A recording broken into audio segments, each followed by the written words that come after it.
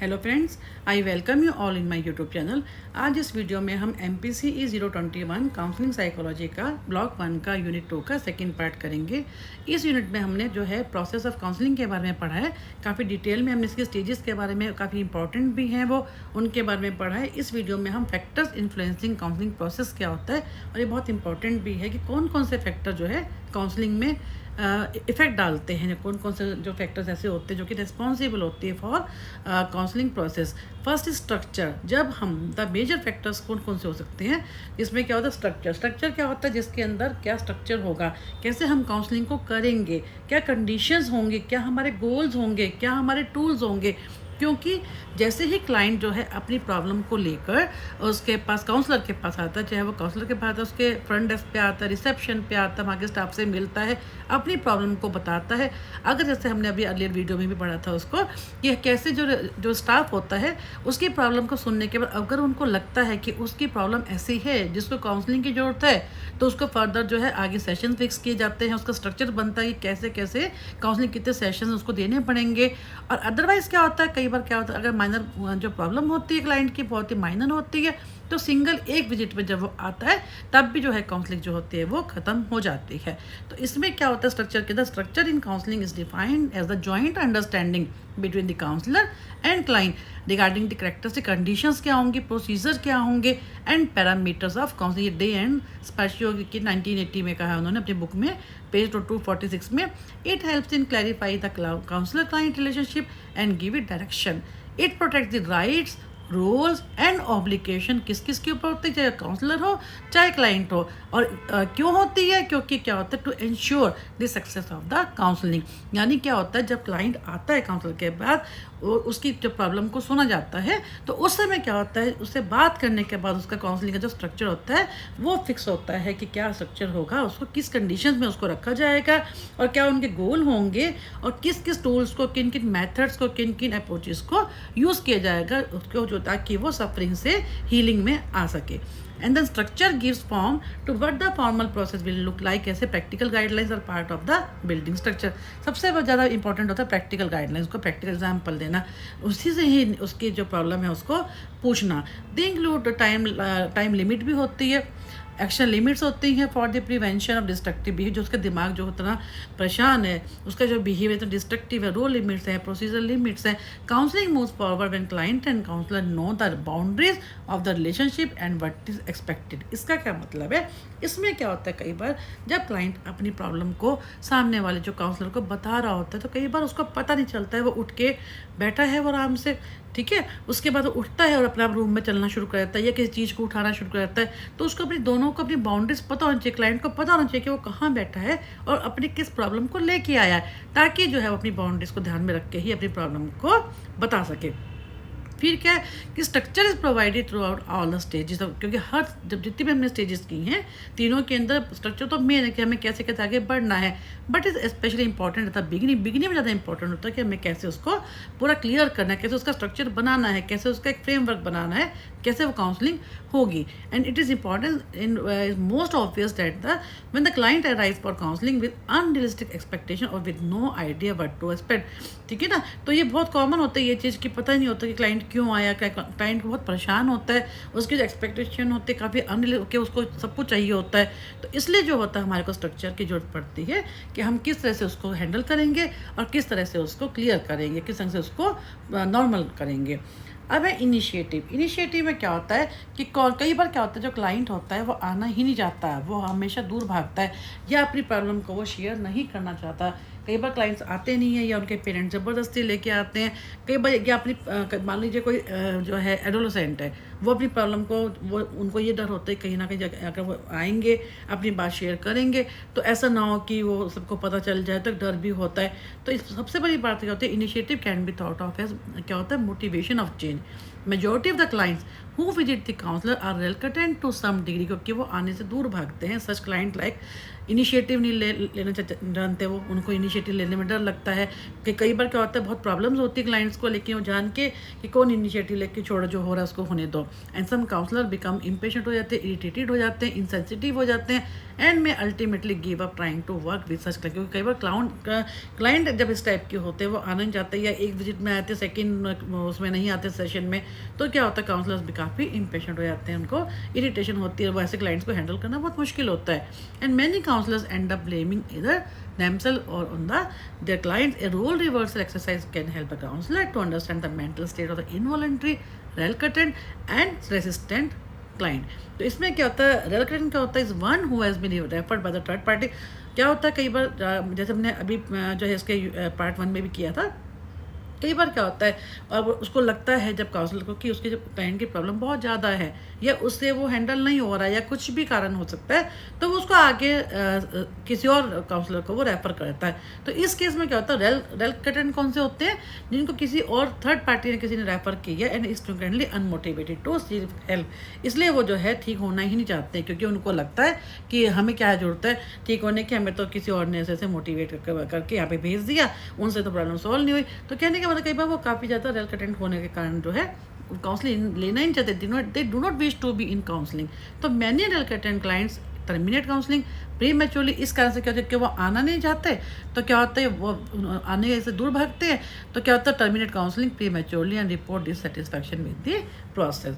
तो a resistant client is one who is unwilling or oppose to change, जो कि change होना ही वो नहीं चाहता। Such an individual may actively seek counselling but does not wish to go to the pain that change demands, क्योंकि वो refer होके आया है। तो इन्होंने कहा कि there are several ways in which counsellors and can help clients to win the battle for initiative and achieve success. कई सारे वेज होते हैं जिससे जो काउंसलर होते हैं वो उसको जो क्लाइंट जो है रेलकटेंट होता है, जो रेसिस्टेंट होता है, उनको ठीक कर सकते हैं, उनके अंदर मोटिवेशन कर सकते हैं कि वो ठीक हो जाएंगे। One way is to party anticipate the anger, कि उनको जो इसमें क्या है कि काउंसलर को वो इसको देखे, नोट करे कि कहाँ जो उसको एंगर क्यों आ रहा है, उसको फ्रस्ट्रेशन क्यों हो रही है, डिफेंसिव क्यों हो रहा है, वो है ना, जो क्लाइंट्स होते हैं उनके बॉडी लैंग्वेज से देखकर उनको वो कैसे डिस्प्ले करते हैं। तो इस टाइप से क्या होता है, second way is to show acceptance. जैसे भी क्लाइंट आता है, जिस भी हालत में आता है उसको एक्सेप्ट करें, पेशेंस रखें, अंडरस्टैंडिंग करें एज वेल और नॉन जजमेंटल रहें। ये सब चीज़ें क्या होते हैं, ये on the part of the counsellor होती है, तभी क्या होता है काउंसलिंग जो है ठीक से चल पाती है। ये सेकंड फैक्टर हो गया। Third is setting. सेटिंग का मतलब कि जहाँ पे हम बैठते हैं, अब रूम कैसा है, रूम की कंडीशंस कैसी, उसका एटमॉस्फेयर कैसा है, जितना कंफर्टेबल होगा उतना ही दोनों का जो रिलेशन होगा वो उन दोनों में उतना ही अच्छा होगा काउंसलर एंड क्लाइंट में, और उससे अच्छे से ही वो अपनी प्रॉब्लम को जो है उसी टाइप से वो शेयर कर पाएगा क्लाइंट, और जो है फाइनली क्या होगा, सक्सेसफुल जो है काउंसलिंग होगी। इसमें इन्होंने क्या कहा है, counselling can happen anywhere but some physical settings promote the process better than the other. Among the most important factors क्या है, हेल्प और hurt the process is a place जहाँ पे काउंसलिंग होती है। सबसे ज़्यादा इंपॉर्टेंट क्या होता है, वो प्लेस जहाँ पे क्या होता है काउंसलिंग हैपन होती है। The room should be comfortable होना चाहिए, अट्रैक्टिव होना चाहिए, सॉफ्ट लाइटिंग होना चाहिए, कलर उसके अच्छे होने चाहिए, सॉफ्ट होने चाहिए, एब्सेंस ऑफ लाइट शोर नहीं होना चाहिए, हारमोनियस एंड कंफर्टेबल फर्नीचर जो होता है वो अच्छा होना चाहिए, और कॉन्फिडेंशियलिटी को मेंटेन रखना है, प्राइवेसी को मेंटेन रखना है, क्वाइट होना चाहिए, कंफर्ट होना चाहिए। When working with a client the counsellor must want to send a message that he is. अब क्या होता है जब उससे बात कर रहा होता है, ठीक है, यहाँ पे कुछ इन्होंने गड़बड़, इसको ठीक कर लेना। इसमें क्या होता है कि वो सुन रहा होता है, उसको बहुत ध्यान से उसको सुनता है। जब वो this can be done by being attentive, जो उसकी बात सुनता है तो उसको अटेंटिव होना पड़ता है, वर्बली भी नोट करता है उसको जो कह रहा है, और नॉन वर्बल जो उसकी बॉडी लैंग्वेज जैसे हो गई, जो जेस्चर्स क्या होते हैं, उसके एक्शंस कैसे हैं, कहाँ वो देख रहा है, क्या बोल रहा है, इन सब चीज़ों को एक तो होता है वर्बल जो बोल के होता है, नॉन वर्बल क्लूज से भी वो देखता है कि कैसे उसकी प्रॉब्लम कहाँ पे है, कैसी है। ए डिस्टेंस ऑफ, ये सबसे इंपॉर्टेंट पे जो है कई बार 3 नंबर का आ जाता है। A distance of 30 to 39 inches is the average room range of the comfort between counsellor and clients का क्या होती है। सबसे इंपॉर्टेंट सोलर टेक्निक। सोलर में देखिए एग्जाम में कई बार देखेंगे, पीछे आप 3 नंबर में कई बार आया हुआ है ये। सोलर में क्या होता है, इसको याद कर लीजिए। सोलर एस का मतलब क्या है, सिट, क्लाइंट जो होता है और जो वो होता है काउंसलर होता है, दोनों सिट स्क्वेयरली, अगर आप देखेंगे स्क्वायर में दोनों यानी फेस टू फेस ऐसे करके बैठते हैं, दैट इज कॉल्ड द स्क्वायरली। फिर उसका फेस को मतलब सामने होना चाहिए उसके, वो open posture. Sit with both feet on the ground to begin with, and जो आपके हैंड होते हैं काउंसलर के वो फोल्डेड होने चाहिए one over the other. L क्या होता है, लीन, लीन टुवर्ड्स द क्लाइंट, कि क्लाइंट को लगे कि हाँ कोई मेरी बात सुन रहा है, मेरे अटेंटिव है ना, फेस हमारा जो है क्लाइंट की तरफ होना चाहिए। ई क्या होता है, eye contact, proper eye contact होगा तभी क्लाइंट जो है अपनी बात को काउंसलर के सामने रख पाएगा और वो इंटरेस्ट लेगा।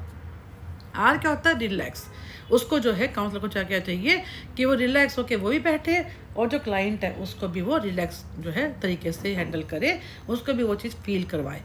फिर है क्लाइंट की क्वालिटी, किस टाइप के क्लाइंट आते हैं उन्होंने ये दिया है, क्लाइंट के ऊपर डिपेंड करता है, वो कहते हैं कि यंग है, एनर्जेटिक हैं या विलिंग है, रेसिस्टेंट तो नहीं है, उनकी क्वालिटी भी फर्क पड़ता है कि भाई जो काउंसलिंग प्रोसेस होता है वो तभी सक्सेसफुल होता है जब क्लाइंट भी जो है विलिंग होता है।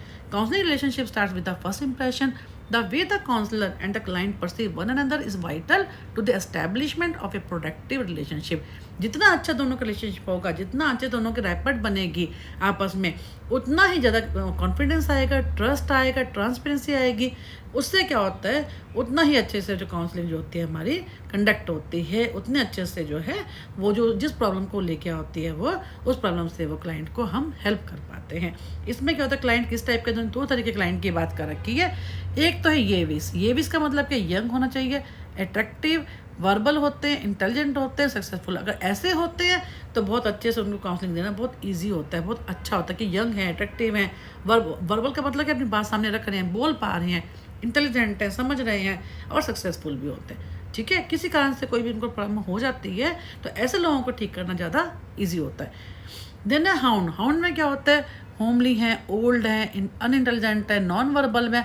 नॉन वर्बल मतलब क्या है, बोल कुछ हो रहे हैं लेकिन अपने उनके एक्शन कुछ और चल रहे हैं, डिसएडवांटेज है ना। एक और उन्होंने डट भी दे रखा, डम है, अनइंटेलिजेंट एंड डिसएडवांटेज। इन्होंने क्लाइंट्स के बारे में बताया कि एक जो क्लाइंट होते हैं वो किस टाइप के जो है क्लाइंट हो सकते हैं।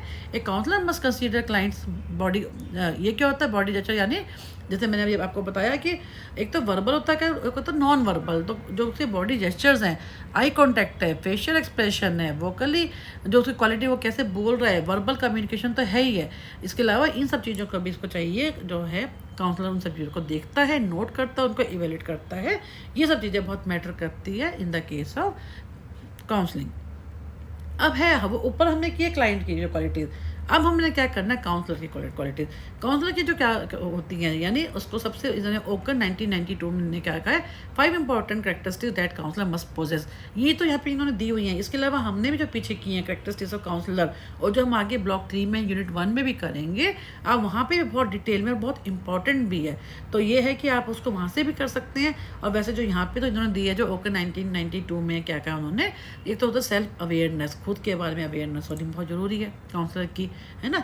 ऑनेस्टी, ऑनेस्ट होना चाहिए, एकदम अनबायस होना चाहिए। कॉन्ग्रेस का मतलब कि जो वो कह रहा है, जो वो बोल रहा है और जो कर रहा है, दोनों में क्या आपस में लिंक होना चाहिए, तालमेल जिसको बोलते हैं। एबिलिटी टू कम्युनिकेट, वो अच्छे से बात कर सके क्लाइंट के साथ, उसको नॉलेज भी होनी चाहिए अपने फील्ड की। ठीक है, client depending on the culture initially like to work with counsellors who are perceived as expert, अपने फील्ड का एक्सपर्ट हो जाए तभी तो क्लाइंट उस पर आते हैं कि भाई उसको लगता है रेटिंग देखकर कि हाँ इसको अपनी नॉलेज है, इसके रिव्यूज़ अच्छे हैं, इसको ये जो हमें प्रॉब्लम इस टाइप की, मान लो किसी को कपल काउंसलिंग करवानी है तो उनको पता होना चाहिए कि ये जो एक्सपर्ट है, ये जो काउंसलर है वो अपने फील्ड का एक्सपर्ट है, ताकि हम उसके पास अपनी प्रॉब्लम लेकर जाएंगे तो that will be sorted out. अब क्या अट्रैक्टिव होना चाहिए, ट्रस्टवर्दी होनी चाहिए। अट्रैक्टिव का मतलब ये नहीं कि वो सुंदर होना चाहिए, इसका मतलब ये है कि वो थोड़ा सा समझे इस चीज़ को, वो ऐसा वही अट्रैक्टिव का मतलब हम उसके पास जाते हैं तो हमें समझे, हमारे को अट्रैक्ट करें। ट्रस्टवर्दी, विश्वास के लायक होना चाहिए। Expertness is the degree to which a counsellor is perceived as knowledgeable and informed about his or her speciality. Attractiveness is a function of perceived similar, यहाँ पे इन्होंने दे दिया कि attractiveness is a function of perceived similarity between client and a counsellor. Counsellor जो है जैसे client होता है, क्लाइंट को लगे कि ये मेरे जैसा ही बंदा है, कोई बहुत हाई फाई या और डिफरेंट आदमी नहीं है, ये तो मेरे जैसा ही। तो उन्होंने अट्रैक्टिव को उसने यहाँ पे इस तरह से कहा है कि लाइक द क्लाइंट, ठीक है ना, तभी क्लाइंट उसके पास आएगा। And counsellor customers can make themselves attractive by speaking in clear बोले, सिंपल सेंटेंसेस को में उसको बताए, ऑफरिंग एप्रोप्रिएट सेल्फ अपने बारे में डिटेल में उसको बताए एप्रोप्रिएट तरीके से। Trustworthiness is related to the sincerity. Trustworthiness क्या होता है? जब मैं आपके तो सिंसियर है, कितने उसके बोलने में कंसिस्टेंसी है। And the counsellor is genuinely concern about the client and shows it over time by establishing a close relationship with the client. जब जितने ज़्यादा क्लोज होते हैं, जितना ज़्यादा कॉन्फिडेंशियलिटी मेंटेन करते हैं, जितना अच्छे से रैपट बनाते हैं, शुरू में उसको काम फील कराते हैं, रिलैक्स देते हैं, और उसको कहा जाता है, एश्योरेंस दी जाती है जो उसकी इन्फॉर्मेशन जो वो दे रहा है that will all be kept confidential, तभी जो क्लाइंट होता है खुलता है, अपनी बात को सामने रखता है। ठीक है, और जो जितनी भी बातें वो करता है उसके बाद में उसको उन सब चीज़ों को रिकॉर्ड भी किया जाता है, रिकॉर्ड करके उसकी रिकॉर्डिंग भी उसको दी जाती है। वो हम आगे पढ़ेंगे डिटेल में। तो ये वीडियो हम यहीं पे फिनिश करते हैं, ये यूनिट भी यहाँ पे ख़त्म होता है, process of counselling. Next video में हम इसी ब्लॉक 1 का यूनिट 3 स्टार्ट करेंगे। Thank you for watching my YouTube channel.